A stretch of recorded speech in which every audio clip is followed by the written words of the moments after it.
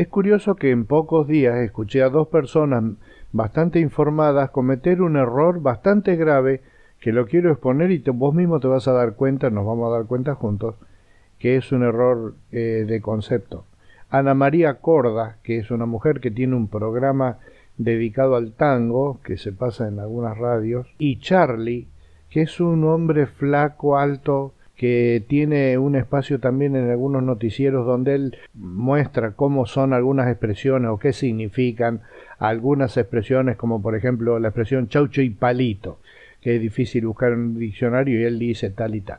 Se estaban refiriendo al tango Cambalache de Enrique Santos Discépolo, y los dos dijeron básicamente lo siguiente, que a principios del siglo pasado, por causa de la pobreza, había una faltante de papel higiénico. Como las personas entonces usaban en su defecto papel de diario o papel sulfito, que es el papel azul con que venían envueltas las manzanas, algunos, como la Iglesia Católica regalaba Biblias, arrancaban las hojas de las Biblias, las colgaban en un gancho de alambre, en el baño, en un calefón, en el gancho así en un caño del calefón, y que esa es la expresión llora la Biblia junto a un calefón. Me sorprendió porque los dos dijeron eso mismo, que no resiste el más mínimo análisis, y te vas a dar cuenta cuando lo hagamos ahora enseguida. Vos fíjate que el tango ese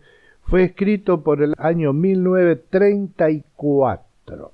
Entonces ubiquémonos en aquel momento, en el año 1934, Discépolo. En el año 34 la Iglesia Católica no regalaba Biblias. No solo que no regalaba Biblias, sino que no aconsejaba la lectura. Vos probablemente recuerdes, yo no vivía en ese tiempo, pero me acuerdo claramente cómo eran las enseñanzas y tenía cosas escritas incluso sobre eso. En la mentalidad de la Iglesia Católica de esa época, la Biblia era un libro que no lo puede leer cualquiera porque puede interpretar cualquier cosa, necesitaba una interpretación. Entonces ellos mantenían la Biblia en latín, la misa era en latín. Me acuerdo que hasta cuando yo era chiquito, mis compañeros del colegio se quejaban de la misa de la Iglesia Católica porque era en latín y no entendían nada. Obviamente, en ese contexto, pensar que alguien iba a tomar las hojas de una Biblia y las iba a colgar en un gancho de alambre, que es lo que se hacía y en algunas obras probablemente se haga hasta el día de hoy, capaz, de cortar pedazos de diario, que eso sí yo conocí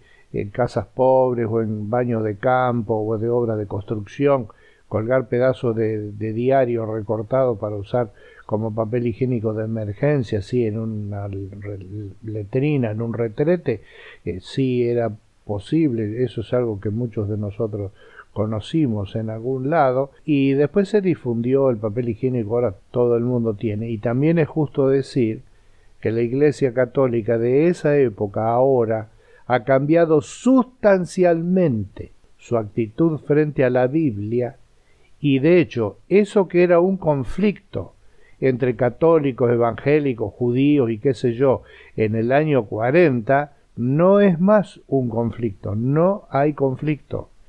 Incluso hay versiones de la Biblia que son producidas como la Biblia de Jerusalén, que yo suelo usar acá en los tips bastante seguido, que la han hecho literatos de distintas extracciones.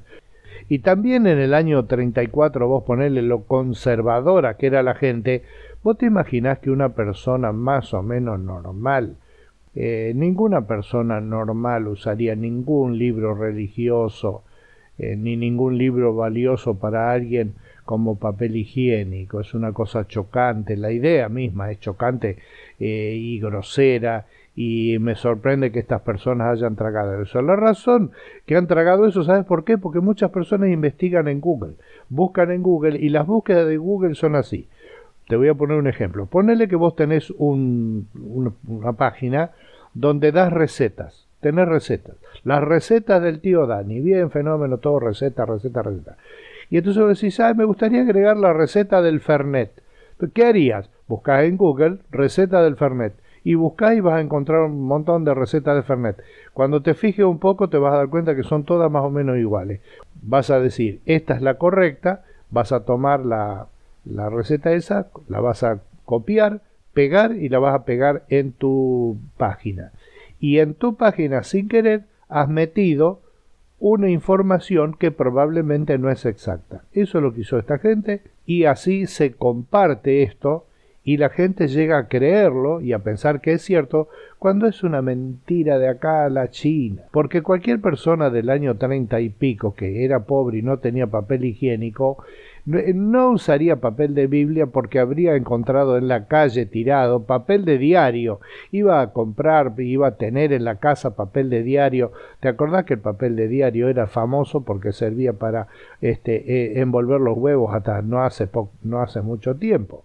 Había papel de diario para tirar para arriba y también habría otros libros eventualmente que vos podías romper, otros escritos, si es que fueras a buscar un papel sustituto para el papel higiénico por más barato para atar en un gancho y colgar en el baño. La otra es que probablemente la mayoría de la gente no tendría gas natural. Nadie tendría gas natural. El gas natural y el gas licuado, que es posterior, había solamente en las grandes ciudades porque no había una distribución desde los pozos por medio de gasoductos como es ahora, sino que había gasógenos como el gasógeno de Avenida La Plata o el de Constituyentes en Buenos Aires, que ahora queda uno solo, que queda el Cascarón, digamos, donde se generaba gas a partir de la combustión de carbón, se guardaba en gasógenos y se distribuía por cañerías a las casas, pero eso era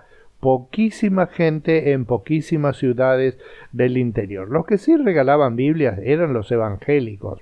Había Biblias regaladas y vendidas, porque el libro en sí, en 1800 y pico, costaba muy caro. Cualquier libro, incluyendo las Biblias. Y entonces hubo gente como un tal Allen Gardiner, que era un misionero inglés que estuvo en Tierra del Fuego y también llegó viajando por el interior del país hasta Tucumán, de 1800 y pico. Aún esta gente que regalaba la Biblia porque tenía la idea, o vendía, porque tenía la idea de que la simple lectura de la Biblia podría cambiar la vida de una persona, cosa que creemos hasta el día de hoy, no eran católicos. Después hubo esfuerzos de unas sociedades bíblicas que funcionan todavía en nuestro país, y Gedeones, que era un grupo que vos habrás conocido probablemente porque alguna vez en el cajoncito de la mesita de luz de un hotel te encontraste un Nuevo Testamento, que es justamente el trabajo que hacían los Gedeones, llevar a las escuelas, a las cárceles, ponían en las mesitas de luz de los hoteles para que todo el mundo pueda encontrarse, aunque sea accidentalmente, con una Biblia. Lo curioso y lo más curioso de todo es que el mismo tango Cambalache dice que Cambalache es una compraventa. Y entonces es raro que, diciendo prácticamente la misma frase del mismo tango, alguien dijera que ese Cambalache es otra cosa que representa a una escena doméstica y grosera de un baño donde falta el papel higiénico. Mirá qué lindo es que podemos nosotros confiar en una palabra, en la palabra de la Biblia, que es confiable. Ciertamente, dijo Jesús, les aseguro que el que oye mi palabra y cree al que me envió, tiene vida eterna y no será juzgado, sino que ha pasado de la muerte a la vida. Y lo lindo de este texto de Juan 5:24 es que es un texto veraz y cierto. Y en lo particular a mí la parte que más me gusta es donde dice que el que cree a mi palabra y al que me envió, como dijo Cristo, cosa que yo creo, tiene vida eterna y no será juzgado.